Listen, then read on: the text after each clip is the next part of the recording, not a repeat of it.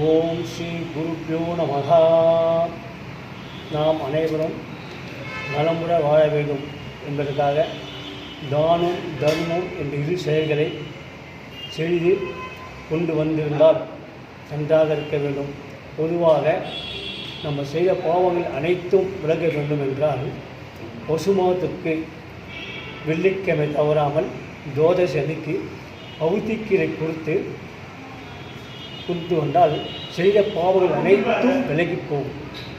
அதே சமயத்தில் முக்கோடு தேவர்களுக்கு நாம் உணவு அளித்த புண்ணியம் கிடைக்கும். அதற்காக தானமும் தர்மமும் வாழ்க்கை கடைப்பிடித்து கொண்டு வர வேண்டும்.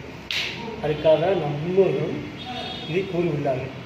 நாம் அனைவரும் நம்ம வம்சத்துக்கு அனைவருக்கும் தர்மத்துக்காக பாவங்களை தவிர்த்து புண்ணியத்தை சேர்க்கிறதுக்காக இவற்றை நாம் அனுசரிக்க வேண்டும். வாழ்க வளமுடன். நன்றே செய் அறிகின்றே செய்.